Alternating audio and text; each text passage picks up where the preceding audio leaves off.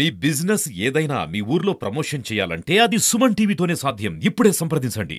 మన ప్రధానమంత్రి గారైనటువంటి నరేంద్ర మోడీ గారు లోక్సభలో రాజ్యసభలో ప్రవేశపెట్టినటువంటి వక్ఫ్ యాక్ట్కు వ్యతిరేకంగా ఈ నిరసనను మేము రాజమండ్రి ముస్లిం ఐక్య వేదిక తరపున ఈ యొక్క నిరసన ర్యాలీని ఇక్కడ ప్రవేశపెట్టడం జరిగింది.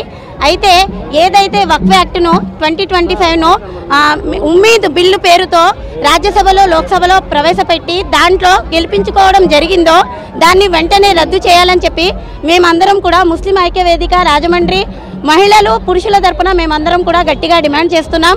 అంతేకాదు కేరళకు చెందినటువంటి ఒక హిందూ సంస్థ శ్రీ గురునానక్ సనాతన ధర్మ ట్రస్ట్ అనే ఒక ట్రస్ట్ కూడా దీనికి వ్యతిరేకంగా ముస్లిం సమాజంతో పాటు మా సమాజానికి అంటే హిందూ సమాజానికి ఇంకా క్రిస్టియన్ సమాజానికి కూడా ఈ యొక్క వక్ఫ్ యాక్ట్ ద్వారా చాలా ప్రమాదాలు తెచ్చుకునేటటువంటి విధంగా ఈ వక్ఫ్ యాక్ట్ ఉందని చెప్పి వారు ఆరోపించడం జరిగింది.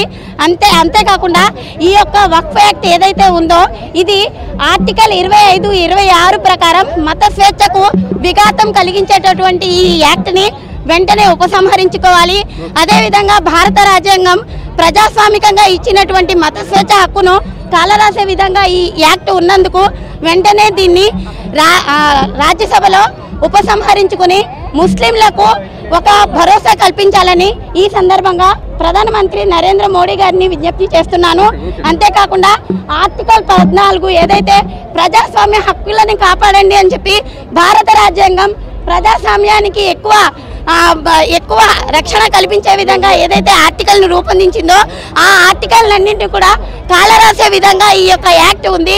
కాబట్టి ముస్లిం సమాజానికి ఈ యాక్ట్ వద్దు, ఈ యాక్ట్ను వెంటనే ఉపసంహరించుకోవాలని చెప్పి ఈ రాజమండ్రి ముస్లిం ఐక్య వేదిక తరపున మేమందరం కూడా ఈ రోజు ఈ నిరసనను తెలియజేయడం జరిగింది. బిస్మిల్లాహిర్రహమానిర్రహీం. లౌకిక భారతదేశ రాజ్యాంగ స్ఫూర్తికి విరుద్ధంగా భారతదేశంలో ఉన్న ముస్లింల అస్తిత్వాన్ని ప్రశ్నార్థకం చేసే విధంగా ఎన్డీఏ ప్రభుత్వం వచ్చిన తర్వాత వారు తీసుకొచ్చినటువంటి అనేక నల్ల చట్టాల్లో భాగంగానే కంటే కొనసాగింపుగా ఈరోజు వక్ఫ్ బోర్డు సవరణ చట్టం 24ని తీసుకొచ్చి దాన్ని 25లో బిల్లుగా మార్చి 8 లక్షల పైచిలుకు ఉన్నటువంటి భారతదేశంలోని వక్ఫ్ బోర్డు సంబంధించిన భూములను 8 లక్షల పైచిలుకు ఎకరాల భూములను ప్రభుత్వం స్వాధీనం చేసుకునే ప్రయత్నం చేస్తుంది. దీనికి ఖచ్చితంగా భారతదేశంలో ఉన్న ప్రతి ముస్లిం కూడా మహిళలు పురుషులు పిల్లలన్న తేడా లేకుండా ప్రతి ఒక్కళ్ళం కూడా రోడ్డెక్కుతాం, దీనికి నిరసన తెలియజేస్తాం. మా డిమాండ్ ఒకటే, ఆంధ్రప్రదేశ్ రాష్ట్ర అసెంబ్లీలో వక్ఫ్ చట్టానికి వ్యతిరేకంగా తీర్మానం చేయాలి.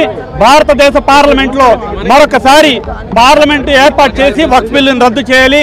అంతవరకు కోర్టు ద్వారా ప్రజా పోరాటాల ద్వారా ప్రజాస్వామ్యవాదులను, సెక్యులర్ వాదులను, మానవతావాదులను, సర్వమతాల వారిని కలుపుకొని వక్ఫ్ బిల్లుకు వ్యతిరేకంగా పోరాటం చేస్తూనే ఉంటాం.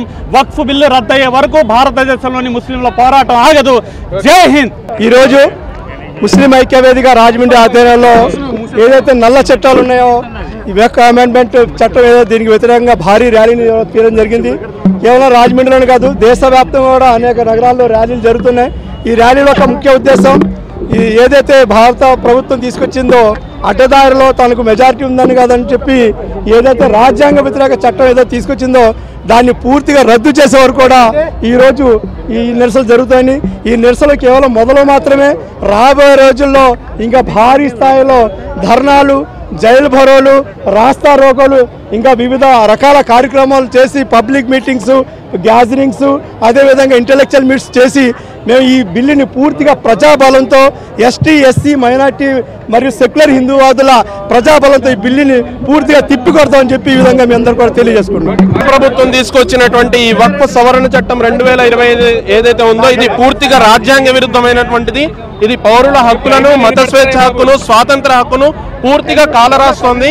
ఇది కేవలం తనకు ఉభయ సభల్లో ఉన్నటువంటి మెజారిటీని అడ్డు పెట్టుకుని తీసుకొచ్చినటువంటి చట్టం ఇది.